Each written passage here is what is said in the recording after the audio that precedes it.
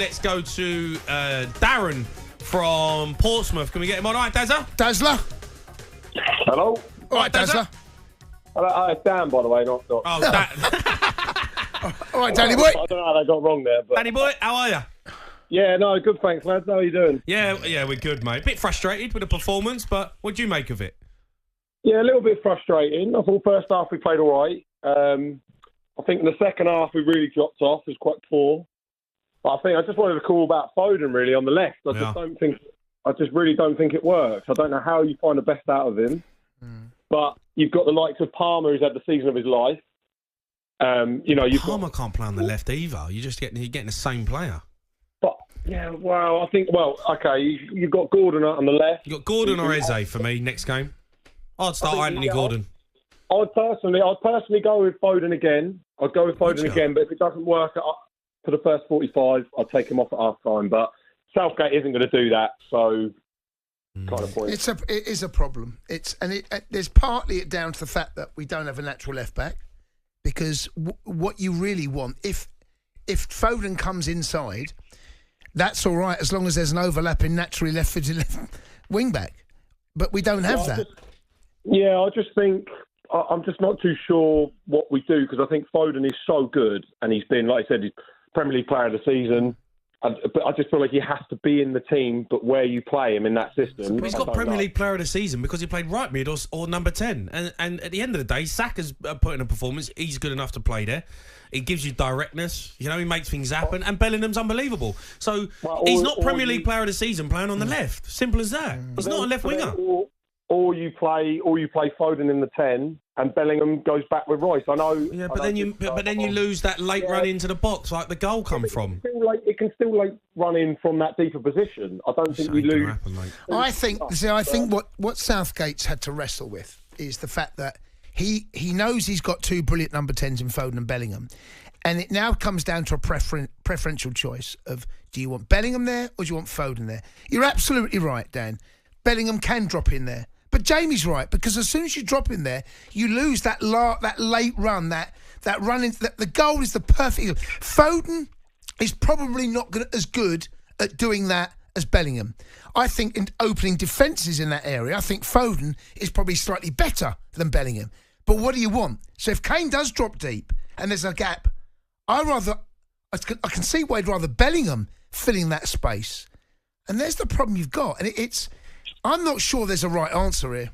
I really don't think there's a right answer. There is a right answer. It's Anthony Gordon. No, what I mean is, then you have to drop one. What I'm saying is, he's trying to get them both on the pitch. I'm not sure there's a right answer. I'm trying to get them both on the pitch. I think, like I said, the way Bellingham played, especially in the first half tonight, I thought was brilliant. Yeah. And I'm going back on my point, but Bellingham really has to play number 10. I think he was our best player tonight, and it's just how you get the best out of both of them wanting to play in the number 10. I don't know. It's a problem. How do you get the best out of Foden? Well, let's go to Kieran. He's an Aston Villa fan. Can we get Kieran? All right, Kieran? Hiya. All right, Kieran. Just want to say, guys, I'm a huge fan of the show. Thank you, mate. Cheers, Kieran. Thank you, mate. Good to finally be on. First time caller. Good man. All right, what'd you make of it? So I was going to say about the whole left Foden situation, but that's been well trodden now. So I'm going to have a talk about Southgate. Now, I think we can say that he's a very good man manager. He gets the best out of the spirit in each of the players. But tactically, there is something really lacking for me. There is an indecision problem where you're getting to 86 minutes before you're making pivotal changes in the substitutions. You bring them on at 55 and suddenly things can be played for. Let's say Eze comes on for Foden and Wharton comes on for Trent. Something like that. Something that really shakes up the midfield. And, by the way, physicality against a physical side. We're not seeing the actual judgment of the game. All of us could see that Foden wasn't coping, and there's an obvious answer for that. And for me, this comes down to one thing, and this is my point. You should be using the friendlies to blood and bed in a team. You should not be using it to scout players. And I think that's where we've come undone here, because most of these players have not played together over the course of 2 years. Yeah, I was just so annoyed that in the second half I'm seeing the same old Southgate. He's had 3 tournaments to change his ways, but it just doesn't look like he's ever going to change. He doesn't want to be proactive when it comes to making a substitution. Now, we've won the game because, really and truthfully, Serbia were a bang average side and didn't really hurt you. But you come up against a top team, and we play like that in the second half, we're getting undone. It's as simple as that. Same old Southgate. And even his interview about conserving energy in the first half. What are you on about? We've got 10 subs. Yeah.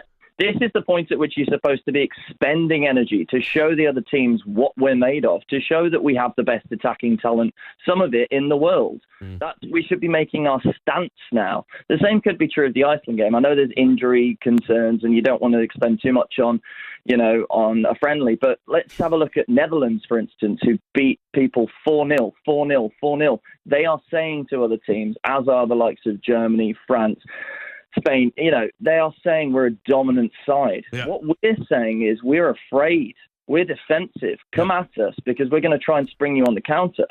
That doesn't inspire me with confidence. And it's a shame because we do have generational talent in this team. And, back to the Foden situation, bench him.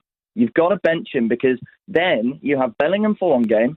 Maybe you play Foden for a different style of play.